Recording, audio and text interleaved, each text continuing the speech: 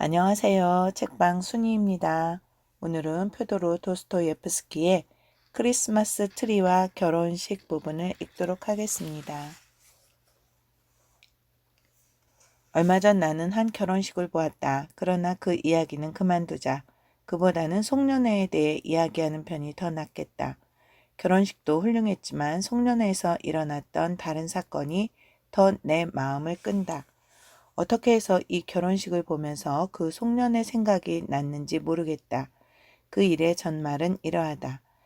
지금으로부터 꼭 5년 전 섣달 금음날에 나는 어느 어린이 무도회에 초대되었다. 초대한 사람은 유명 실업가로 그는 유력 인사들과 연고가 있고 발이 넓은 데다 음모가였기 때문에 어린이 무도회란 그 부모들이 모여서 어떤 흥미있는 화제에 대해 악의 없이 우연히 자연스러운 방식으로 이야기를 나누기 위한 구실인 듯 했다. 나는 중요한 인물이 아니었고 그러한 화제도 없었으므로 저녁 내내 완전히 외톨이로 지내고 있었다. 거기에는 나와 마찬가지로 친척도 연고도 없으면서 가족적인 모임에 우연히 끼어들게 된 듯한 사람이 한 명 더 있었다. 그는 누구보다도 먼저 내 눈에 띄었다. 그는 키가 크고 마른 사람으로 태도가 진지했으며 아주 고상한 옷차림을 하고 있었다. 그러나 그는 가정적인 기쁨이나 행복 같은 것을 전혀 느끼지 못하고 있는 것 같았다. 그는 구석으로 물러나자 즉시 웃음을 그치고 굵고 검은 눈썹을 찡그렸다. 무도회에서 그가 아는 사람이라고는 이 집 주인 외에는 아무도 없었던 것이다. 그는 지독히도 지루했지만 완벽하고 용감하게 즐겁고 행복한 사람의 역할을 끝까지 지탱해 나가는 듯했다. 후에 나는 이 신사가 지방에서 올라왔으며 그에게는 수도에서 해결해야 할 무언가 중요하고 어려운 일이 있었다는 것. 그래서 이 집 주인에게 소개장을 가지고 왔으나 주인은 그를 후원하는 일에 냉담했으며 다만 예의를 차리느라 그를 어린이 무도회에 초대했다는 것을 알게 되었다. 사람들은 그와 카드놀이도 하지 않았고 그에게 담배를 권하지도 않았으며 아무도 그와 이야기하려 하지 않았다. 아마 멀리 있는 사람들도 그의 처지를 알아챈 것 같았다. 그러므로 나의 신사는 몸둘 바를 모른 채 그날 밤 내내 볼수염만 어루만지고 있었다. 그의 볼수염은 정말 훌륭한 것이었다. 그러나 그가 그것을 너무나도 열심히 쓰다듬고 있었으므로 그를 보고 있으면 세상에 볼수염이 먼저 생겨났고 그 후에 그것을 쓰다듬기 위해 신사가 생겨난 것이 틀림없다고 생각될 정도였다. 스라의 통통한 아들 5을 둔 주인의 가정적인 모임에 참석한 사람들 중에서 이 인물 외에도 또 한 사람이 내 마음에 들었다. 그러나 이 사람은 사뭇 다른 특징을 지니고 있었다. 그는 유력 인사였다. 그의 이름은 율리안 마스타코비치라고 하였다. 나는 첫눈에 그가 귀한 손님이며 주인과 그의 관계는 볼수염을 쓰다듬던 신사와 주인의 관계와 같다는 것을 알 수 있었다. 주인과 안주인은 계속해서 그의 비위를 맞추며 아첨을 했고 그에게 마실 것을 대접하였다. 그들의 다른 손님들을 소개하기 위해 그에게 데리고 가기는 했지만 그를 손님들에게 데려가는 일은 없었다. 율리안 마스타고비치가 그날 밤에 대해 말하면서 이렇게 즐겁게 시간을 보낸 적이 없다고 했을 때 주인의 눈에 감격의 눈물이 고이는 것을 나는 보았다. 나는 이러한 인물과 한자리에 있는 것이 왠지 두려웠고 이미 아이들의 모습도 충분히 보았으므로 텅 비어있는 작은 객실로 나가서 방을 절반이나 차지하고 있는 꽃으로 장식된 안주인의 정자에 앉았다. 아이들은 모두들 믿기 어려울 만큼 사랑스러웠다. 그들은 어머니와 가정교사가 아무리 타일러도 어른들처럼 가만히 있으려 하지 않았다. 그들은 순식간에 크리스마스 트리를 잡아 뜯어 마지막 사탕까지 먹어치웠고 누구에게 어떤 것이 돌아갈 것인지 알기도 전에 장난감을 절반이나 망가뜨렸다. 특히 훌륭했던 아이는 나무로 만든 자기 장난감 총으로 내내 나를 쏘려 했던 검은 눈의 곱슬머리 소년이었다. 그러나 누구보다도 나의 주의를 끌었던 것은 그의 누이였다. 그 아이는 천사처럼 매혹적이고 조용한 데다 생각에 잠긴 듯한 커다란 눈을 가진 창백한 안색의 11살 난 소녀였다. 아이들이 어떻게 해선가 이 아이를 화나게 해서 그 애는 내가 앉아있는 바로 그 객실로 와서 자기 인형을 가지고 한 구석에 자리를 잡았다. 손님들은 이 아이의 아버지인 한 부유한 상인을 존경심을 가지고 가리키면서 그 애에겐 지창금으로 이미 30만 루블이나 저축되어 있다고 귓속말을 했다. 그러한 일에 관심을 갖고 있는 사람들에게로 시선을 돌리자 나는 뒷짐을 지고 고개를 약간 옆으로 기울인 채 아주 주의 깊게 이 사람들의 잡담에 귀를 기울이고 있는 율리안 마스타고비치를 보게 되었다. 잠시 후에 나는 아이들에게 선물을 나누어 주는 주인 부부의 교활함에 놀라지 않을 수 없었다. 이미 30만 루블의 지참금을 갖고 있다는 그 소녀는 가장 호화로운 인형을 받았다. 그리고 이 행복한 아이들은 부모의 신분이 낮아질수록 선물의 질도 떨어졌다. 마침내 마지막 아이인 여위고 작은 키에 주근깨 투성이인 붉은 머리의 10살 난 소녀는 자연의 위대함이니 감동의 눈물 등에 대한 소설책 한 권을 받았을 뿐이었는데 그것은 첫 장에 도안도 사파도 없는 것이었다. 그 소녀는 주인집 아이들의 가정교사인 가난한 과부의 아들로서 심하게 구박을 받고 자라서 주눅이 들어있는 데다 작고 초라한 무명옷을 입고 있었다. 그 애는 책을 받은 후에도 오랫동안 다른 장난감 주위를 서성거렸다. 그 애는 다른 아이들과 몹시 놀고 싶었지만 그럴 수 없었다. 그 아이는 이미 자신의 처지를 깨닫고 이해하고 있는 것 같았다. 나는 아이들을 관찰하는 것을 매우 좋아한다. 그들에게서 볼 수 있는 삶 속의 최초의 독립적인 자기 표현에 특히 관심을 갖고 있다. 나는 붉은 머리 소년이 다른 아이들의 호사스러운 장난감에 완전히 마음을 뺏겼으며 특히 연극 놀이에서는 꼭 어떤 역이든 맡고 싶다는 생각에 비굴하게 굴기로 작정했음을 눈치챌 수 있었다. 그 아이는 웃는 얼굴로 다른 아이들의 비위를 맞추었으며 손수건 가득 봉봉 과자를 갖고 있는 어느 뚱뚱한 소년에게 자기 사과를 주기도 했고 심지어 어떤 아이를 등 뒤에 태우고 다니기까지 했는데 이것은 연극 놀이에서 쫓겨나지 않기 위해서였다. 그러나 잠시 후 한 개구쟁이가 그를 세게 때렸다. 아이는 감히 울지도 못하였다. 그때 그의 어머니인 가정교사가 와서 다른 아이들이 노는데 방해하지 말라고 그에게 명령했다. 아이는 소녀가 있던 바로 그 객실로 들어갔다. 소녀는 그를 자기 곁에 오게 해서 그들 둘은 아주 열심히 호화로운 인형을 치장하기 시작했다. 나는 이미 30분간이나 담쟁이 덩쿨이 있는 정자에 앉아서 붉은 머리 소년과 30만 루블의 지참금이 있는 아름다운 소녀가 인형을 돌보며 속삭이는 소리에 귀 기울이고 있었다. 그러다가 거의 졸고 있을 무렵 갑자기 율리안 마스타코비치가 방으로 들어왔다. 그는 아이들이 싸우는 소란스러운 때를 이용해서 조용히 응접실을 빠져나온 것이었다. 나는 몇 분 전 그가 소개받은 지 얼마 안 된 미래 부유한 신부의 아버지와 둘이서 이러이러한 일이 다른 일보다 이익이 많다고 아주 열심히 이야기하던 것을 상기했다. 이제 그는 생각에 잠긴 채 서서 손가락으로 무언가 셈을 하기 시작했다. 30만, 30만. 그는 중얼거렸다. 11, 12, 13, 16, 5년이라. 만약 1년에 4푼씩만 해도 1만 2천. 5를 곱하면 6만 루블이군. 그리고 이 6만에다 5년 후면 40만이 된다. 그렇지. 그렇지만 1년에 4푼은 아닐 거야. 사기꾼 같으니. 8푼이나 1알은 되겠지.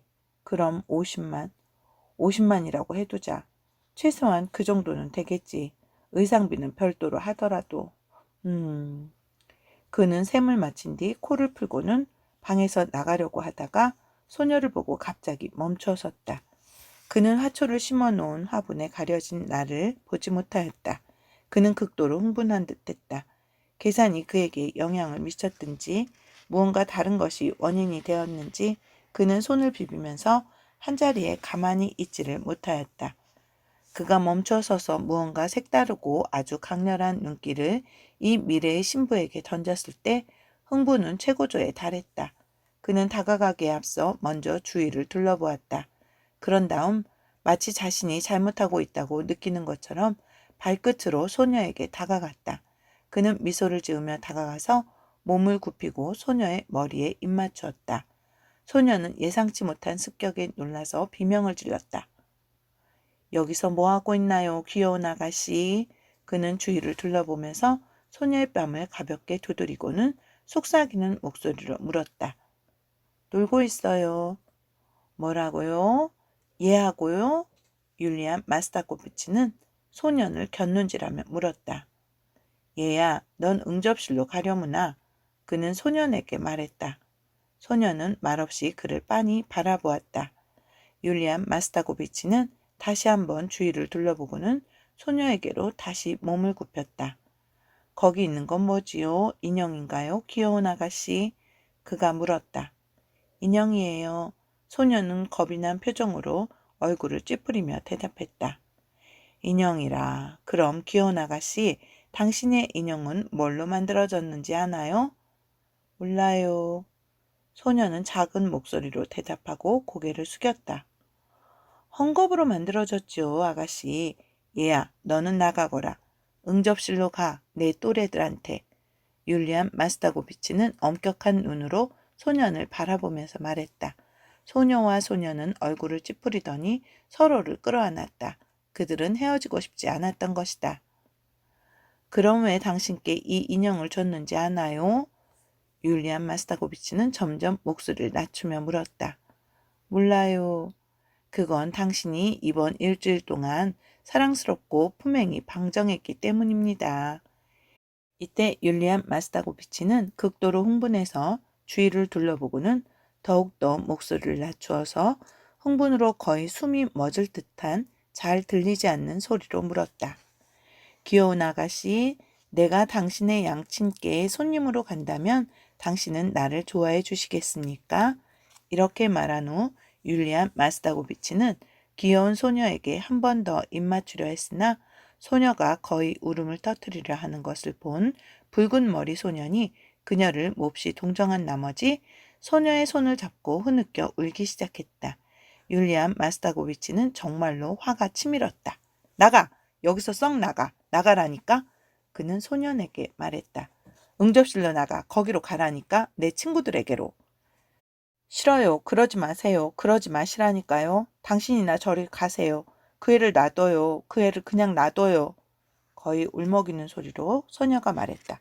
바로 그때 누군가 문가에서 어떤 소리를 내자 율리안 마스타고비치는 움찔하면서 자신의 풍채 좋은 몸을 일으켰다. 그러나 붉은 머리 사내 아이는 율리안 마스타고비치보다 더욱 놀라서 소녀를 남겨둔 채 조용히 일어나 객실에서 나가 식장으로 가버렸다. 율리안 마스타코비치 또한 의심받지 않기 위해 식당으로 나갔다. 새우처럼 얼굴이 달아오른 그는 거울을 보고선 더욱 얼굴을 붉혔다. 그는 아마도 자신의 성급함과 초조함에 화가 난 것 같았다. 아마도 그는 처음에는 손가락을 꼽으며 셈한 것에 크게 마음이 흔들렸고 희망을 갖고 감격까지 했기 때문에 자신의 품위와 지위도 있고 그것이 상대다운 상대가 되려면 5년이나 지나야 함에도 불구하고 어린 소년처럼 당장 자신의 목표에게 부딪혀 봤는지도 모른다. 나는 이 존경할 만한 신사의 뒤를 따라 식당으로 갔다가 이상한 광경을 보게 되었다. 분노와 증오로 상기된 율리안 마스타고비치가 자기로부터 슬금슬금 멀어지려 하고 있는 두려움으로 인해 어떻게 도망쳐야 할지조차 모르는 듯한 붉은 머리 소년을 위협하고 있었던 것이다. 꺼져. 여기서 뭘 하고 있는 거야? 나가. 이 망나니야. 나가라니까? 너 여기서 과일 훔치고 있었지? 응? 너 여기서 과일 훔치고 있었잖아. 나가. 이 망나니야. 나가. 코올리게 같으니. 나가라 내 친구들에게로 가. 혼비백산한 소녀는 최후의 수단을 써서 탁자 아래로 기어들어가려고 하였다. 이때 그의 박해자는 자신의 긴 마포 손수건을 꺼내더니 이미 완전히 기가 죽어서 탁자 아래에 있는 아이를 그 손수건으로 채찍질하기 시작했다. 여기서 율리안 마스타코비치가 다소 뚱뚱하다는 것을 지적할 필요가 있다. 그는 꽤 대식가인 듯 뺨이 불구레하고 살집이 좋은 데다 불룩 나온 배에 기름진 넓적다리를 가진 요컨대 호두처럼 둥글고 튼튼한 사람이었다. 그는 땀을 흘리고 숨을 헐떡거리며 얼굴이 무섭게 상기되어 있었다. 마침내 그는 격분하고 말았다. 그만큼 분노와 질투가 컸던 것이다. 나는 목청을 다해 큰 소리로 웃음을 터뜨렸다. 율리안 마스타고비치가 몹시 당황해서 돌아다 보았다. 이때 맞은편 문으로 주인이 들어왔다. 소녀는 탁자 밑에서 기어나와 팔꿈치와 무릎을 손으로 문질렀다. 율리안 마스타고비치는 쥐고 있던 손수건을 얼른 코에 갖다 댔다. 주인은 다소 의아한 듯 우리 셋을 바라보았다. 그러나 그는 인생을 잘 알고 그것을 진지하게 바라보는 사람이었으므로 그 순간을 자신의 손님과 단둘이 있을 기회로 이용하였다. 바로 이 소년입니다. 제가 부탁드리려던 아이입니다. 붉은 머리 소년을 가리키며 그가 말했다. 네? 아직 완전히 정신을 가다듬지 못한 율리안 마스타고비치가 되물었다. 우리 집 가정교사의 아들입니다. 주인은 간청하는 목소리로 계속해서 이야기하였다. 전에 정직한 관리의 아내였지만 지금은 과부이고 매우 가난합니다. 그러니 율리안 마스타고비치 가능하시면 안 돼요, 안 돼. 율리안 마스타고비치는 성급하게 소리쳤다. 안 됩니다. 죄송하지만 필립 알렉세이비치 절대로 안 됩니다. 물어봤는데 빈자리가 없답니다. 그리고 비록 있다 해도 거기엔 이미 10명의 후보가 있어요. 이해보다 훨씬 더 많은 권리를 가진 사람들이 있지요. 매우 안 됐습니다. 안 됐군요. 주인은 같은 말을 되뇌었다. 아주 겸손하고 온순한 소년인데요. 제가 보기에는 대단한 개구쟁이인데요. 율리안 마스타고비치는 신경질적으로 입을 비죽이며 말했다. 나가 이 녀석. 왜 여기 서 있는 거야? 내 친구들에게 가라. 그는 아이를 향해 말했다. 여기서 그는 참지 못하고 곁눈으로 내 쪽을 보는 듯했다.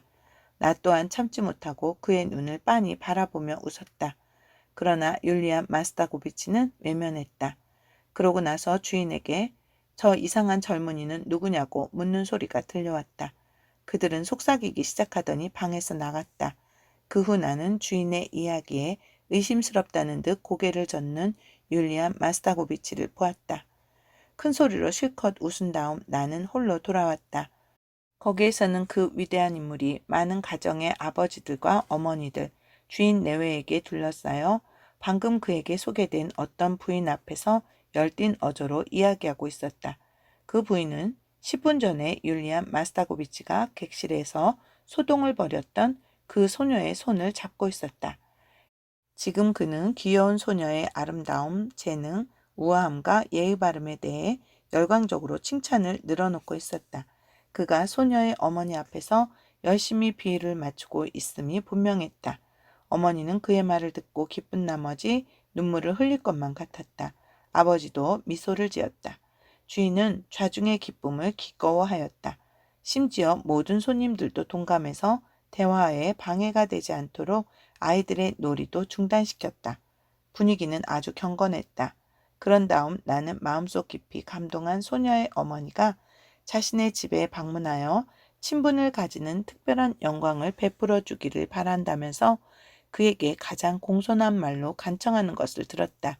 그리고 거짓 아닌 진정한 기쁨으로 율리안 마스타고비치가 초대를 받아들인 후 사람들이 제각기 흩어져서 예의에 맞게 감격한 듯이 서로 상인과 그의 아내, 그의 딸, 특히 율리안 마스타코비치에 대해 칭찬하는 말을 하는 것을 들었다.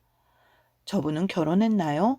나는 율리안 마스타코비치가 가장 가깝게 서 있던 나의 지인 중 하나에게 잘 들리도록 크게 물었다.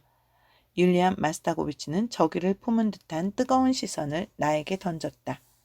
아니요. 나의 지인은 내가 짐짓 저지른 무례에 몹시 언짢아 하면서 대답하였다. 얼마 전 나는 어떤 교회 옆을 지나가게 되었다. 놀랄 정도로 많은 사람들이 모여 있었다. 주위에선 결혼식에 대해 이야기하고 있었다. 음산한 날이었으며 비까지 내리기 시작하였다. 나는 사람들 사이를 겨우 뚫고 교회를 들어가서 신랑을 보았다. 그는 작은 키에 통통하게 살찐 잠옷 배가 나온 사람으로 매우 화려한 옷차림을 하고 있었다. 그는 분주하게 움직이며 명령을 내렸다. 이윽고 신부가 도착했다는 전갈이 들렸다. 나는 사람들을 헤치고 지나가서 막 인생의 첫 봄을 맞은 것 같은 놀라운 미인을 보았다. 그러나 미인은 창백하고 슬퍼 보였다. 그녀의 시선은 넋이 나간 듯 멍하였다. 나에게는 심지어 그녀의 눈이 방금 흘린 눈물로 충혈되어 있는 듯이 생각되었다. 그 얼굴의 고전적인 엄격함은 그녀의 미모에 일종의 거만함과 장엄함을 부여하고 있었다. 그러나 이 엄격함과 거만함 사이로, 이 슬픔 사이로 어린아이의 티없는 모습이 비쳐 보였다. 지극히 순진한, 아직 다 자라지 않은 앳된 모습이 엿보였고, 그 모습은 마치 아무런 바람도 없이 그저 동정만을 구하고 있는 것 같았다. 사람들은 그녀가 이제 갓 16살이 되었다고 했다. 나는 유심히 신랑을 바라보다가 그가 지난 만 5년간 보지 못하던 율리안 마스타코비치임을 깨달았다. 나는 신부를 바라보았다. 세상에. 나는 군중을 헤치고 다급히 교회 밖으로 나왔다.